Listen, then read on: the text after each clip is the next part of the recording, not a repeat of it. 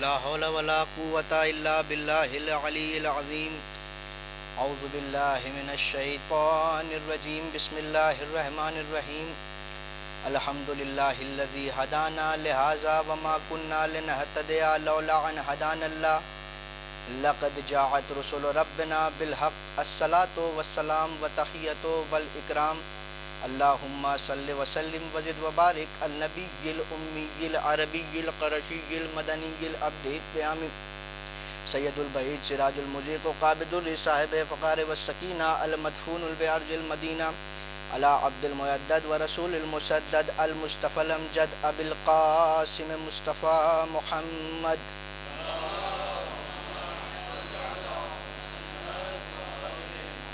وعلى اہل بیتہ الطیبین الطاہرین المعصومین المنتجبین المنتخبین سیما بقیت اللہ العظم فی الارضین ولعنت اللہ علی اعدائہم اجمعین. اما بعد فقد قال اللہ سبحانہ وتعالی فی کتابہ المجید وقولہ الحق. بسم اللہ الرحمن الرحیم. ابو سن قمطریرہ صلوات بیدور محمد و آل محمد.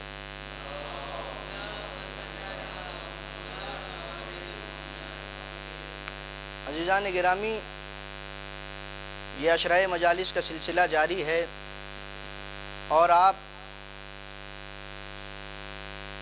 مسلسل مجھ سے بہتر خطیب، مجھ سے بہتر عالم دین کو سماعت فرما رہے ہیں اور انشاءاللہ یہ سلسلہ جاری رہے گا اور مجھ سے بہتر عالم دین اور مجھ سے بہتر ذاکر آپ کی خدمت میں حاضر ہوں گے.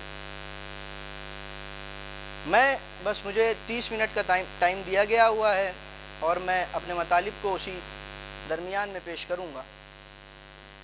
ہماری مجلسوں کا جو عنوان ہوتا ہے وہ اصلاحی ہوتا ہے اور اصلاحی پیغام پہنچائے جاتے ہیں اور ہونا بھی اصلاحی پیغام چاہیے کہ جسے قوم کی سب سے زیادہ ضرورت ہو. تو پیغام یہ ہے کہ اگر شیعت کو کوئی چیز تقویت بخش سکتی ہے یا کوئی چیز طاقت دے سکتی ہے تو وہ 3 چیزیں ہیں. ایک مرجعیت ہے، ایک عزاداری ہے اور ایک ولایت ہے. اگر کوئی شخص، اگر کوئی انسان دشمن کے وار سے یا دشمن کے حملے سے بچنا چاہتا ہے تو یا تو اسے ولایت کے قلعے میں حفاظت ملے گی، یا تو اسے مرجعیت کے قلعے میں حفاظت ملے گی، یا تو اسے عزاداری کے قلعے میں حفاظت ملے گی. ہمارے یہاں عزاداری کے طرفدار بہت سے مل جائیں گے، ہمارے یہاں ولایت کے نعرے لگانے والے بہت سے مل جائیں گے، مگر کچھ افراد کی زبان مرجعیت پہ آ کے اٹک جاتی ہے، رک جاتی ہے. یاد رکھیے، اگر کوئی شخص، اگر کوئی انسان ان تینوں چیزوں میں سے کسی ایک کا بھی منکر ہو جاتا ہے یا کسی ایک کا بھی انکار کر دیتا ہے تو خدا کے سامنے وہ غدار ہو سکتا ہے، عزادار نہیں ہو سکتا. صلوات بیدور محمد و آل محمد پر.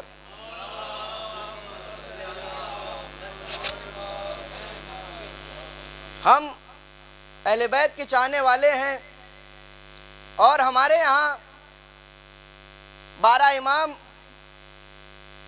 اور ائمہ اطہار کے ساتھ ساتھ ایک پورا باکردار خانوادہ ہے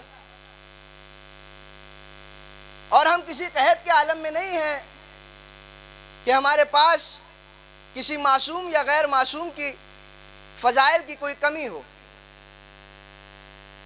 تو ہم وہ اور لوگ ہوں گے کہ جن کے پاس معصوم نہیں ہے، باکردار نہیں ہے. لہٰذا ہم اہل بیت اطہار کے ساتھ ساتھ ان کے پورے خانوادے کا ذکر کرتے ہیں. عزیزان گرامی، میں یہ کہہ دوں کہ ہمارے پاس کسی بھی معصوم یا غیر معصوم کے فضائل کی کوئی کمی نہیں ہے، کوئی قحط نہیں پڑی ہوئی ہے. ہماری مجلسوں میں سرکار امیر المومنین کا تذکرہ تو بہت ہوتا ہے مگر جو اور ذات مقدسہ ہیں ان کا بہت کم تذکرہ ہوتا ہے. جیسے سرکار باب الحوائج ہیں، جناب علی اکبر ہیں، جناب علی اصغر ہیں، جناب سکینہ بنت الحسین ہیں، جناب ام کلثوم ہے۔ مصائب میں تو ہوتا ہے مگر فضائل میں بہت کم ہوتا ہے۔ عزیزان گرامی، میں آپ سے ایک سوال پوچھوں گا، اس کے بعد اپنی تقریر کا آغاز کروں گا۔ سوال یہ ہے کہ ہمارے لیے حکم کیا ہے؟ ہمارے لیے حکم کیا ہے؟ ہمارے لیے حکم رسالت مآب یہ ہے کہ زینوا مجالسکم بذکر علی ابن ابی طالب۔ ہم اپنی مجلسوں کو زینت دیں ذکر علی ابن ابی طالب سے۔ ہم جہاں بیٹھیں وہاں ذکر علی ابن ابی طالب کریں۔ ہم جب بھی بیٹھیں یا مجلس برپا کریں تو ذکر علی ابن ابی طالب کریں۔ تو سوال یہ ہے کہ ہم جہاں بیٹھیں وہاں ذکر علی ابن ابی طالب کریں، مگر جہاں پنجتن بیٹھیں گے، جہاں رسول اللہ بیٹھیں گے، جہاں مولا علی بیٹھیں گے، جہاں شہزادی کونین بیٹھیں گی، جہاں امام حسن بیٹھیں گے، جہاں امام حسین بیٹھیں گے، وہاں کس کا ذکر ہوگا؟ وہاں کس کا ذکر ہوگا؟ ہم بیٹھیں تو ذکر علی ابن ابی طالب کریں، مگر یہ جو علیین ہیں وہ بیٹھیں گے تو کس کا ذکر کریں گے؟ تو امام جعفر صادق علیہ السلام فرماتے ہیں ورفانا ذکر کا آل علیین۔ اے میرے جد عباس، آپ کی فضیلت کے لیے یہی کافی ہے کہ جب ہم علیین بیٹھتے ہیں تو آپ کا ذکر کرتے ہیں۔ صلوات بھیج دے ور محمد و آل محمد پر۔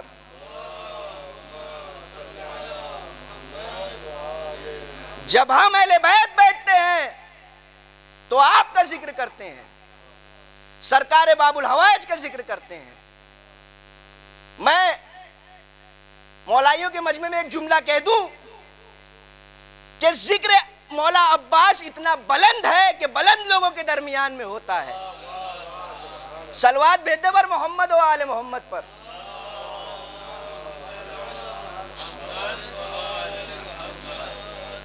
میں سرکار باب الحوائج کی سوال عمری نہیں بیان کر رہا ہوں، کیونکہ یہ بہت اہم موضوع ہے۔ سوال عمری جب بیان کی جاتی ہے تو ان کے نانیال کا بھی ذکر، ان کے دادیال کا ذکر اور ان کے پورے خانوادے کا ذکر ہوتا ہے۔ مگر اس سے پہلے میں آپ حضرات کی خدمت میں عرض کر دوں تاکہ آپ کے ذہنوں سے وہ بات نکل جائے کہ جب بھی یہ غیر معصوم، یہ جیسے کہ میں نے خدمت میں عرض کیا کہ جب بھی مولا عباس یا جناب زینب یا جناب علی اکبر یا جناب علی اصغر یا جناب سکینہ بنت الحسین ان کا ذکر ہوتا ہے تو اغیار وہ کیا ان کی معرفت رکھیں گے؟ ہمارے فرش اعضاء پہ جو مومنین ہوتے ہیں ان کے یہاں بھی کونیاں چلنے لگتی ہیں کہ یہ کیا بنا رہے ہیں، یہ کہاں سے فضیلت آ گئی، یہ کون سی مولانا فضیلت بیان کر رہے ہیں، امام بنا رہے ہیں، نبی بنا رہے ہیں۔ تو ایسا نہیں ہے۔ ہمارے یہاں جو ہمارے عقیدے کی جو بنیاد ہے وہ قرآن و حدیث سے ہٹ کر کچھ نہیں ہے۔ ہم قرآن و حدیث سے ہٹ کر کچھ نہیں کرتے۔ جب ہمارے اماموں نے ان کو 14 میں شامل نہیں کیا تو ہم بھی نہیں کرتے ہیں۔ ہمارے یہاں امام 12 ہیں، معصوم 14 ہیں، جن کی عدد خداوند عالم نے طے کر رکھی ہے، ہمیں کچھ کرنا ہی نہیں ہے۔ مگر یہ بھی لوگ جان لیں کہ فقط عدد میں نہ ہونا اس بات کی علامت نہیں ہے کہ ان کے فضائل میں کوئی کمی ہے۔ عدد میں نہ ہونا، عدد میں شامل نہ ہونا اس بات کی علامت نہیں ہے کہ ان کے کمالات میں کوئی کمی ہے۔ کمالات اور فضیلت خداوند عالم نے بہت عطا کی۔ انشاءاللہ آپ محظوظ ہوں گے، میں آہستہ آہستہ آگے بڑھ رہا ہوں کہ قرآن حکیم نے ایک کام یہ کیا۔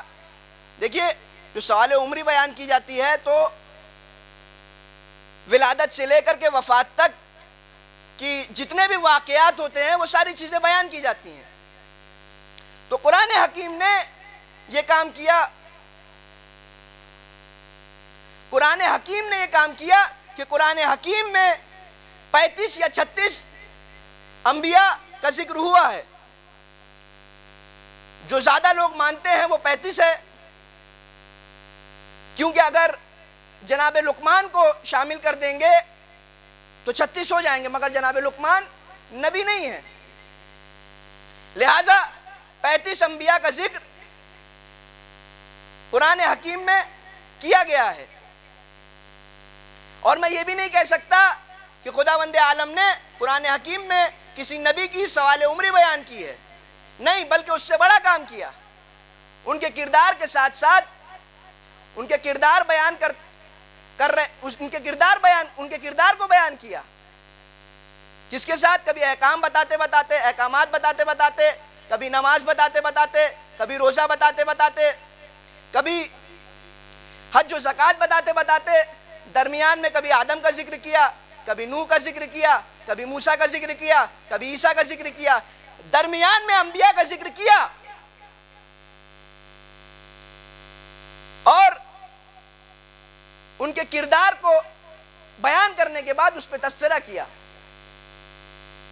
عزیزان گرامی، جیسے خداوند عالم نے قرآن حکیم میں ان انبیاء کا ذکر کیا، اسی طرح ایک بڑی عظیم شخصیت کا بھی ذکر کیا جس کا نام لقمان ہے. جناب لقمان، ہمارے علماء متفق ہیں کہ جناب لقمان نہ تو نبی ہیں نہ رسول ہیں، نہ نبی ہیں نہ رسول ہیں. اس کے بعد بھی خداوند عالم نے قرآن حکیم میں ان کے نام پہ پورا سورہ لکھا ہے. ان کے نام پہ پورا سورہ لکھا ہے. عزیزان گرامی، صلوات بے دیور محمد والے.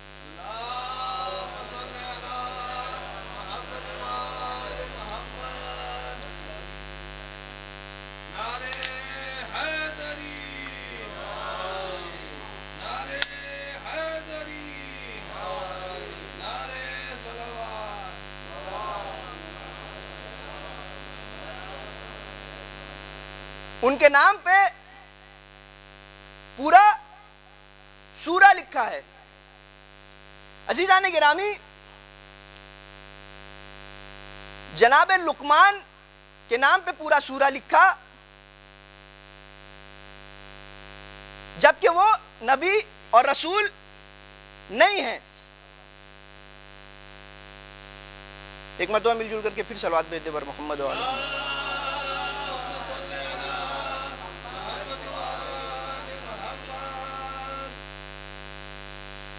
تو اس بات کی دلیل یہ نہیں ہے کہ منصب کیا ہے. میں آپ کو بیان کروں گا کہ مولا عباس کا منصب کیا ہے. عزیزان گرامی، منصب خداوند عالم نے اور خداوند عالم نے لکھا ہے کہ ہم نے جناب لقمان کو حکمت دی ہے، حکمت عطا کی ہے. ہم نے جناب لقمان کو حکمت عطا کی ہے. اور وہ حکمت کیا ہے کہ جناب لقمان کے پاس فرشتہ آیا اور اس نے کہا کہ اللہ نے درود و سلام کے ساتھ منصب خلافت آپ کو دیا ہے، کیا آپ اسے قبول کریں گے؟ کیا آپ اسے قبول کریں گے؟ جناب لقمان نے جواب دیا کہ جائیے اور خداوند عالم سے پوچھئے کہ کیا یہ واجب ہے، کیا یہ حکم خدا ہے کہ مجھے اس منصب کو قبول کرنا ہی ہے، یا میری مرضی ہے میں اسے قبول کروں یا نہ کروں. تو خداوند عالم نے کہا، تو فرشتے نے کہا کہ نہیں، آپ کی مرضی ہے، آپ اسے قبول کریں یا نہ کریں، آپ اسے قبول کریں یا نہ کریں. جناب لقمان نے کہا کہ نہیں، میں اس منصب کو قبول نہیں کروں گا، آپ اس منصب کو کسی اور کو دے دیں. تو جناب داؤد کے پاس یہ منصب گیا. اب میں خداوند عالم سے پوچھوں گا کہ تو نے اس ساری چیزوں کو قرآن میں کیوں بیان کیا کہ فرشتہ آیا اور فرشتے نے کہا کہ منصب چاہیے یا نہیں چاہیے، اور پھر جناب لقمان نے انکار کیا، تو عجب نہ کہ خداوند عالم جواب دے کہ میں یہ بتانا چاہ رہا ہوں دنیا کو کہ منصب ہی پا کر کے انسان بڑا نہیں ہوتا، یہ بھی منصب اتنا بڑا ہے کہ فرشتہ آ رہا ہے، یہ بھی منصب اتنا بڑا ہے کہ فرشتہ آ رہا ہے۔ اب لوگ پوچھتے ہیں کہ جناب عباس کا منصب کیا ہے، تو قرآن مجید میں بتا رہا ہے خداوند عالم کہ منصب ہی پا کر کے انسان بڑا نہیں ہوتا، منصب یہ بھی اتنا بڑا ہے کہ فرشتہ آ رہا ہے اور جھک کر کے سلام کر رہا ہے۔ صلوات بھیج دے محمد و آل محمد پر۔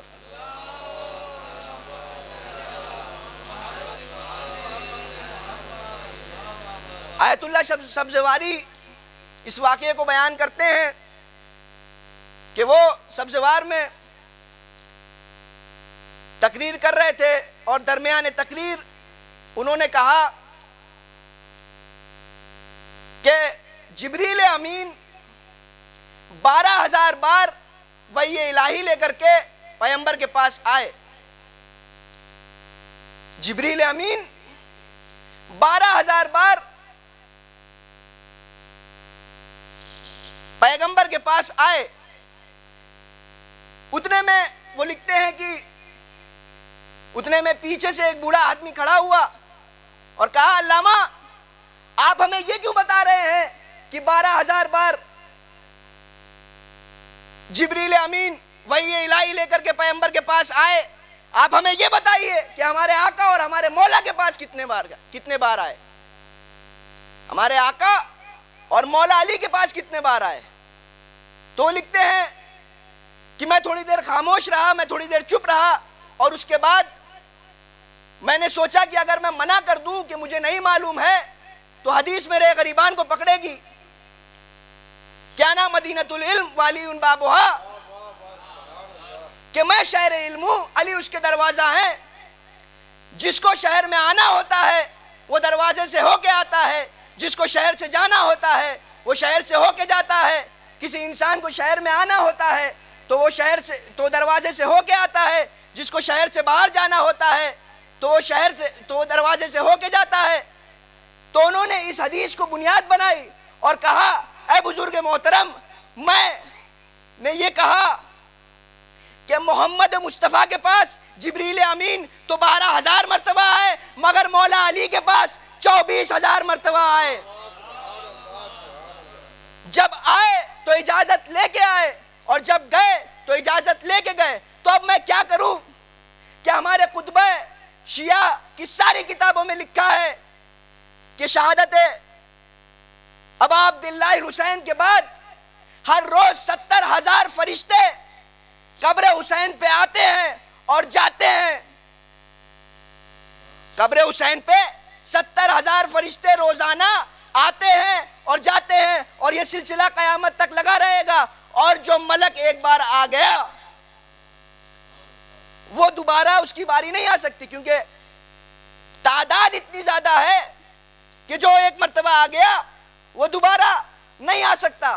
تو اب میں کیا کروں کہ میرے مولا عباس کے جتنے القاب ہیں 120 القاب، اس میں سے ایک لقب یہ بھی ہے کہ وہ باب الحسین ہے، وہ باب الکربلا ہے، وہ باب الحسین ہے، وہ باب الکربلا ہے، وہ باب الحسین ہے، وہ باب الکربلا ہے۔ امام مولا عباس کا نام دروازہ حسین ہے، دروازہ کربلا ہے، دروازہ حسین ہے، دروازہ کربلا ہے۔ تو جیسے مولا علی کے بغیر کوئی محمد تک نہیں پہنچ سکتا، اسی طرح مولا عباس کے بغیر کوئی حسین تک نہیں پہنچ سکتا۔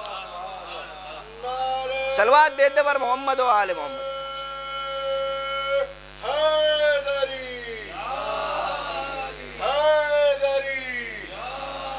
بآواز بلند نعرہ سلام۔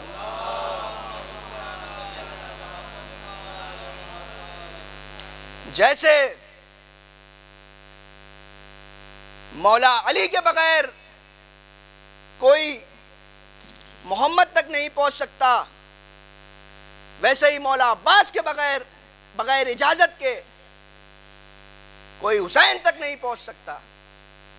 سرکار باب الحوائج کربلا کے بھی دروازہ ہیں اور امام حسین کے بھی دروازہ ہیں۔ کربلا کی بات آ گئی ہے تو میں کہوں گا کہ جب ہم کربلا جاتے ہیں، جو ظاہر کربلا گئے ہیں وہ اس بات کو محسوس کریں گے، اور جو نہیں گئے ہیں اللہ انہیں زیارت نصیب کروائے۔ عزیزان گرامی، جب ہم کربلا جاتے ہیں تو ہم جس طرح یہاں گریا کرتے ہیں، جس طرح ہندوستان اور انڈیا میں گریا کرتے ہیں، تابوت یا علی اصغر کے جھولے کو، جناب علی اصغر کے جھولے کو دیکھ کر کے، یا مولا عباس کے علم کو دیکھ کر کے جتنا گریا کرتے ہیں، اتنا گریا ہم کربلا میں پہنچ کے نہیں کر پاتے۔ جو گئے ہیں وہ محسوس کریں گے اس بات کو، اور میں نے بھی محسوس کیا کہ جب ہم وہاں پہنچتے ہیں تو ہم اتنا گریا نہیں کر پاتے جتنا سوچ کے یہاں سے جاتے ہیں کہ وہاں جانے کے بعد یہ عالم ہوگا اور وہ عالم ہوگا۔ تو جب میں نے یہ حدیث سنا تو دل کو سکون ملا اور دل مطمئن ہوا، اور ہم سوچتے بھی تھے کہ کیا ہماری زیارت قبول نہیں ہوئی، ہم گریا نہیں کر پا رہے ہیں۔ تو میں نے جب یہ حدیث سنا تو دل کو سکون ملا۔ تو حدیث یہ ہے کہ مطلب جب اگر کوئی شیعہ، آپ محسوس کریں، اگر کوئی شیعہ مقام علی اصغر کو دیکھ لے، یا مقام جناب علی اکبر کو دیکھ لے، یا مقام امام حسین کو دیکھ لے، ٹلہ زینبیہ کو دیکھ لے، تو کیا وہ انسان زندہ رہ سکتا ہے؟ وہ وہیں رو رو کے مر جائے گا، وہ گریا کر کر کے وہیں مر جائے گا۔ تو زوار امام حسین کے لیے انتظام کیا گیا کہ وہ اپنے گھر، اپنے وطن صحیح سلامت واپس چلے جائیں۔ جب کوئی زوار کربلا میں آتا ہے تو امام حسین علیہ السلام آواز دیتے ہیں، میرے بھائی عباس، میرا زوار آ رہا ہے، اور مولا عباس جاتے ہیں اس زوار کے پاس اور اپنے سینے سے لگا کر کے اس کو کس کے دباتے ہیں تاکہ اس کا دل میں صبر آ جائے، اور اس کے دل میں تحمل آ جائے، صبر آ جائے کہ وہ اپنے وطن صحیح سلامت پہنچ جائے۔ اب غور کیجئے، ہم لوگ ہاتھ رکھ کر کے وہ کام نہیں کر پاتے جو جناب عباس ہاتھ کٹوا کے کر رہے ہیں۔ صلوات بھیجتے پر محمد و آل محمد پر۔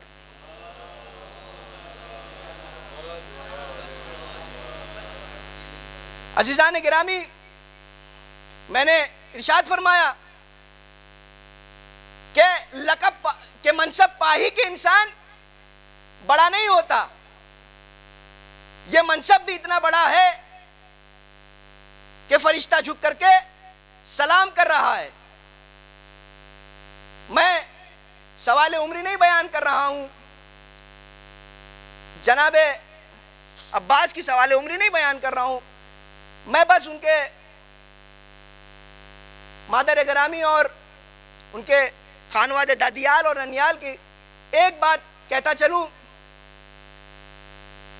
کہ مادر عباس ام البنین اور ان کا نانیال بعظمت اور بافضیلت ہے کہ جنہیں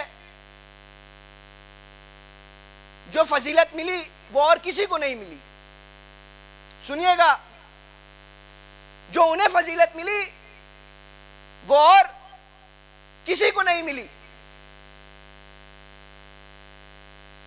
جتنے بھی ازواج مقدسہ آل محمد کے گھر میں دلہن بن کر کے آئیں، جتنے بھی ازواج مقدسہ اہل بیت کے گھر میں آئیں، ان سب کی آرزو تھی، ان سب کی تمنا تھی، ان سب کی خواہش تھی کہ وہ ان کا اس گھر سے رشتہ ہو جائے۔ میں جناب خدیجۃ الکبریٰ سے لے کر کے جناب نرجس خاتون تک کہہ رہا ہوں کہ سب کی یہ خواہش تھی، یہ تمنا تھی، یہ تڑپ تھی کہ ہمارا اس گھر سے رشتہ ہو جائے۔ فقط یہ فضیلت مادر عباس کو ملی ہے کہ علی علی یہ چاہ رہے ہیں، علی کی یہ تمنا ہے، علی کی یہ خواہش ہے کہ وہ ہمارے گھر میں آئے۔ صلوات بھیجتے پر محمد و آل محمد پر۔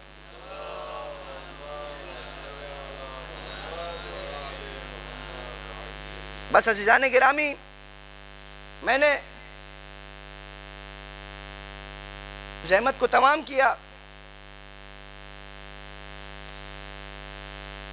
آج 8 محرم ہے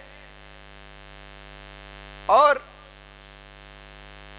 8 محرم کا دن مصائب ابو الفضل العباس سے منسوب ہے، اسی لیے میں نے چاہا کہ میں کچھ باتیں ابو الفضل العباس کے سلسلے میں عرض کروں، اور میں نے کی۔ خداوند عالم نے مولا علی کو چاند سا بیٹا عطا کیا کہ وہ ایسا چاند کہ جس میں گہن نہیں لگتا، ایسا چاند کہ جس میں گہن نہیں لگتا۔ آپ کربلا جائیں گے تو دیکھیں گے کہ جہاں امامت کا سورج چمک رہا ہے وہی وفا کا چاند بھی چمک رہا ہے۔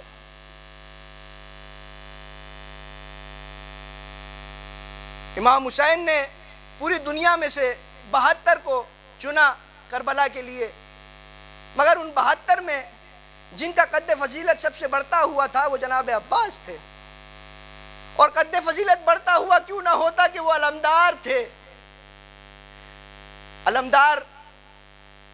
علمدار نے مولا عباس نے ایک ایک کو میدان جنگ میں بھیجا۔ جب کوئی نہ رہا تو مولا عباس سر کو جھکائے آتے ہیں امام حسین کے پاس کہ اے آقا اب مجھے بھی اجازت دیجئے۔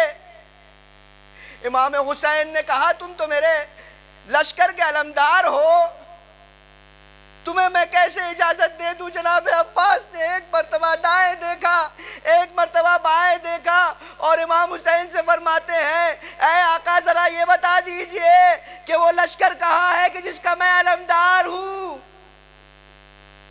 وہ لشکر کہاں ہے کہ جس کا میں علمدار ہوں؟ مولا عباس کو اجازت نہیں ملتی ہے، مولا عباس اجازت مانگتے رہتے ہیں مگر لڑنے کی اجازت نہیں ملتی ہے۔ کربلا میں مولا عباس میں اور باقی شہداء میں یہی فرق ہے کہ سب کو لڑنے کی اجازت ملی مگر مولا عباس کو لڑنے کی اجازت نہیں ملی۔ کوئی پانی تک نہیں پہنچا مگر میرا مولا پانی تک پہنچ کے واپس آ گیا، پانی کو نہیں پیا۔ بس عزیزوں ارباب عزا، مولا عباس کو اجازت نہیں ملتی ہے۔ مولا عباس چاہتے ہیں کہ انہیں کسی طرح سے اجازت مل جائے مگر اجازت نہیں ملتی ہے۔ بس مولا عباس کی مشکل کشا کی پوتی نے کی، ننھے ہاتھوں سے مشک سکینہ کو لیے آ گئی۔ اے چچا الاتاش۔ بس یہ منظر امام حسین دیکھ رہے ہیں، سر کو جھکایا، آواز دیا ہے میرے بھیا عباس تمہیں جنگ کی اجازت تو نہیں ملے گی مگر ان بچوں کے لیے کوئی سبیل کا انتظام ہو جائے تو کر دو۔ مولا عباس نے ننھے ہاتھوں سے مشک سکینہ کو لیا، گھوڑے پہ سوار ہوتے ہیں۔ اب میں کہوں گا دستے ادب جوڑ کے اے مولا عباس، اے میرے آقا آپ جا رہے ہیں تو جائیے مگر عصر عاشور کا منظر یاد رہے کہ جب حسین تنہا ہوں گے آواز دے رہے ہوں گے اینا اینا علی اکبر، اینا اینا قاسم، اینا اینا حبیب، اینا اینا المسلم، اینا اینا العباس۔ ارباب عادہ، خدا آپ کو کسی غم میں نہ رلائے سوائے غم امام حسین کے۔ مولا عباس چلتے ہیں نہر کی طرف اور لشکر کو چیرتے ہوئے چلتے ہیں، نیزے سے وار کرتے ہیں اور لشکر کو چیرتے ہوئے چلتے ہیں، نہر میں اترتے ہیں اور مشک سکینہ کو بھرا اور ایک مرتبہ چلو میں پانی کو لیا، پینے کے لیے نہیں عزیزان گرامی، بس یہ بتانے کے لیے کہ قبضہ باقی ہے، اور چلو سے پانی کو پھینک دیتے ہیں۔ مشک سکینہ کو دوش پہ رکھا اور خیمے کی طرف روانہ ہونا چاہتے ہیں۔ عزیزان گرامی، ارباب عزا، آپ دعا کیجئے کہ مشک سکینہ خیمے میں چلی جائے، مشک سکینہ خیمے تک پہنچ جائے۔ مشک سکینہ کو دوش پہ رکھا، سوار ہوئے اور خیمے کی طرف روانہ ہوئے۔ لشکر گھیرے بنا رہا تھا، مولا عباس لشکر کو توڑ رہے تھے، مولا عباس لشکر کو توڑ رہے تھے کہ راوی لکھتا ہے کہ میں نے خود سنا کہ شمر ملعون کہتا ہے ارے یہ کمرے بنی ہاشم ہے، یہ کمرے بنی ہاشم ہے، یہ مولا یہ علی کا بیٹا ہے، اس پہ ایسے قابو نہ کیا جائے گا، ارے کوئی اسے دھوکے سے مارے۔ ایک لعین آگے بڑھا، دائنے بازو کو قلم کیا، ایک دوسرا لعین آگے بڑھا، بائیں بازو کو قلم کیا، دانتوں میں مشک سکینہ کو دبایا، ایک تیر آیا، مشک سکینہ پہ لگا، عباس کی آس ٹوٹ گئی، عباس کی آس ٹوٹ گئی، اسی پہ سمجھ نہ سکے، زمین پہ آئے، آواز دیا السلام علیکہ یا ابا عبداللہ۔ امام حسین نے کمر کو تاما، آواز دی ہے میرے بھائی عباس، تمہارے بعد میری کمر ٹوٹ گئی۔ ہار باب عزا، خدا آپ کو کسی غم میں نہ رلائے سوائے غم امام حسین کے۔ عاشور کا دن گزر گیا، ہار باب عزا گریہ کر لیجئے، بس 2 دن بچا، بس فقط 2 دن بچا ہوا ہے۔ عاشور کا دن گزرا، 11ویں محرم آئی اور دشمن کا لشکر اسیر کر کے کوفہ لے جانے آ گیا۔ جناب زینب نے کہا خبردار، ہم اہل بیت ہیں، ہمیں ہاتھ لگانے کی ضرورت نہیں ہے، ہم خود سوار ہو جائیں گے۔ جناب زینب نے کہا اے ام لیلا آؤ، کیا ہوا؟ علی اکبر نہیں ہے، یہ زینب تمہیں سوار کرے گی۔ کیا ہوا؟ علی اکبر نہیں ہے تو یہ زینب تمہیں سوار کرے گی۔ اے ام فروہ آؤ، کیا ہوا کہ جب قاسم نہیں ہے یہ زینب تمہیں سوار کرے گی۔ ساری بیویوں کو سوار کر دیا، جب کوئی نہ رہا تو جناب زینب نے ایک مرتبہ دائیں دیکھا، ایک مرتبہ دائیں بائیں دیکھا اور ایک مرتبہ دریا کی طرف رخ کیا۔ اے میرے بھائی عباس، اے میرے بھائی عباس، جب مدینے سے چلے تھے تو بڑی شان و شوکت سے سوار کیا تھا، ہاں یہ زینب بن بھائی کے ہو۔ انا للہ و انا الیہ راجعون، رضا بقضائہ و تسلیما لامرہ۔ بار الہ ہماری اس مختصر سی مجلس کو قبول فرمائے۔ بار الہ جو بیمار ہیں انہیں شفاء کامل و عاجل عنایت فرمائے۔ بار الہ خصوصاً مولانا رضوان صاحب اور بھی جو دیگر افراد اس بدترین بیماری کرونا وائرس میں مبتلا ہیں، ان سب کو بیمار کربلا کے